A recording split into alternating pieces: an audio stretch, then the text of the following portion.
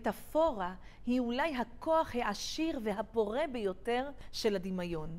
אומר הפילוסוף אורטגה גסט, דרך נוספת לטפח בקרב תלמידים חשיבה מטאפורית, כלומר חשיבה מופשטת על דברים, היא באמצעות שימוש במתודת שאלת שאלות בכיתה, שמאפשרת זאת.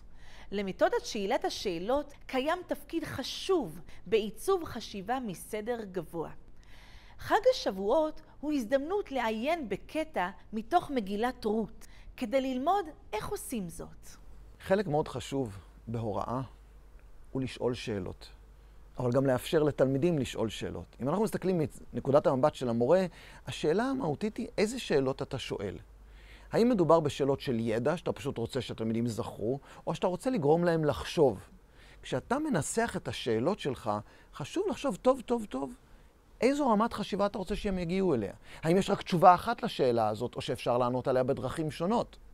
ולכן, כחלק מההכנה, מאוד חשוב לחשוב על השאלות שאתה בונה ומנסח. בנג'מין בלום, פסיכולוג חינוכי מאוניברסיטת שיקגו, הציג בשנת 1956 כלי לסיווג מטלות לפי רמת חשיבה, מה שמוכר לרבים בשם הטקסונומיה של בלום. לפי הטקסונומיה שפיתח בלום, קיימות 6 רמות חשיבה באופן מדורג, מן הפשוט אל המורכב, בעוד שהשגת רמת חשיבה ברובד גבוה מותנית בהשגת רמת חשיבה הקודמת לה. לכל רמת חשיבה קיימים סוגים שונים של שאלות שעשויות לקדם אותה. על מנת לפתח רמת חשיבה גבוהה בקרב תלמידים, יש לטפח תרבות של שאלת שאלות, שעשויה לקדם זאת. נושא של שאלת שאלות זה נושא מרתק. פרופסור סוגת מיטרה מהודו עשה מחקר עצום שקראו לו מחקר החור בקיר, שהוא שם מחשבים בכל מיני חורים בקיר בכפרים נידחים בהודו, הלך וגילה שילדים יודעים ללמוד לבד, ושלא צריך מורה בעצם. צריך מורה, אבל לא מורה כמו שאנחנו מבינים אותה. ובעקבות ההתנסות הזאת הוא הקים דגם למידה שנקראת SOL, Self-Organized Learning Environment, שזה למידה בהנאה עצמית, אבל הבסיס שלה זה השאלה הגדולה. המורה נכנס, שואל שאלה. השאלה מעוררת סקרנות, מעוררת מוטיבציה. אם אנחנו כותבים את השאלה או מביעים שאלה נכונה, זה יכול להיות בסיס לשיעור שלם, לתהליך למידה שלם. למידה מבוססת פרויקטים מתבססת על שאלה גדולה. כלומר, הנושא של שאלת שאלות כמניע לתהליך למידה שהיא רלוונטית, משמעותית, מאתגרת, מסקרנת, מעוררת מוטיבציה, אי אפשר להמעיט בחשיבותה. נדגים את הרעיון הזה דרך יחידת פסוקים מתוך מגילת רות, הנקראת בחג השבועות.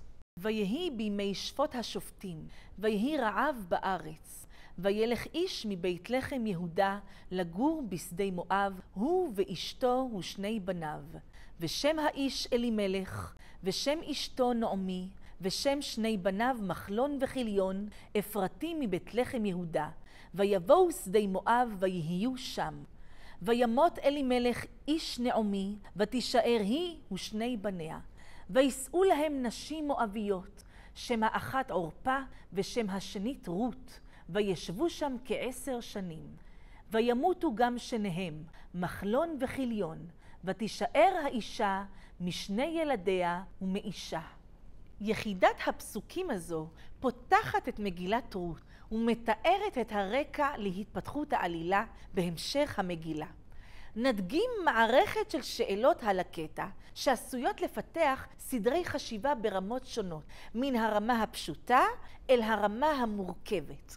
על מנת לפתח חשיבה ברמת ידע, נשאל למשל מי הן הדמויות המוזכרות בקטע. התשובה לשאלה הזו גלויה לעין ביחידת הפסוקים, ועל התלמיד לזהות את שמות הדמויות המתוארות בקטע. כדי לפתח חשיבה ברמת הבנה, נשאל למשל, בעקבות מה הגיעה משפחת אלימלך אל מואב? שאלה זו מבקשת לבחון את מידת ההתמצאות של התלמיד ברעיונות שמתוארים בטקסט. התשובה נמצאת בגוף הטקסט. הרעב הוא שהוביל את משפחת אלימלך להגר לשדות מואב.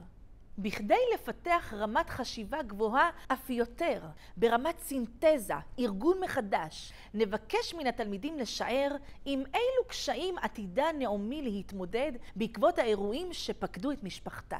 שאלה מסוג זה מבקשת מן התלמידים לנבא על סמך הבנת המצב המתואר ביחידת הפסוקים. מה עשויים להיות גורמי הקושי בחייה של נעמי? שאלה זו מזמינה את התלמידים לצקת את ההשערות שלהם אל תוך תבנית קיימת וליצור תיאוריה חדשה שנשענת על השערות שלהם. זו אם כן שאלה שמטפחת חשיבה ברובד גבוה יותר, ובכדי לפתח רמת חשיבה גבוהה מאוד ברמת הערכה, נבקש מן התלמידים להביע עמדה ביחס לבחירת משפחת אלימלך העמידה, לנטוש את ארץ מולדתם לטובת הגירה לשדות מואב בימים של רעב. כדי לנקוט עמדה אישית בנושא, על התלמידים להתחשב במערכת של גורמים הקשורים בשאלה, ולנסח עמדה מובנית הכוללת הערכה ושיפוט של הבחירה, תוך שימוש במערכת של נימוקים תומכים.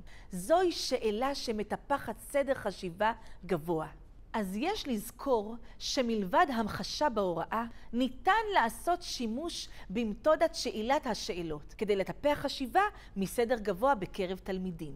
יש תחילה לעשות שימוש בשאלות שמניחות תשתית להבנה בסיסית של הנושא, ולאחר מכן לבנות כמו פירמידה את סדרי החשיבה הגבוהים יותר. בד בבד על מורים לזכור שתרבות של חשיבה מסדר גבוה אינה מתפתחת יש מאין, ויש להשריש אותה בתכנון תהליכי הלמידה בכיתה.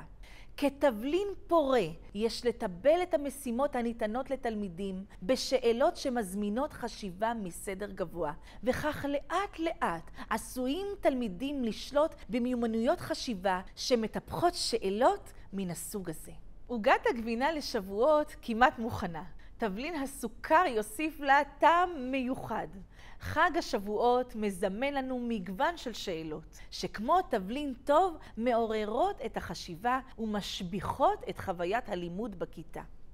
העוגה לשבועות מוכנה. זה הזמן להתחיל לטבל.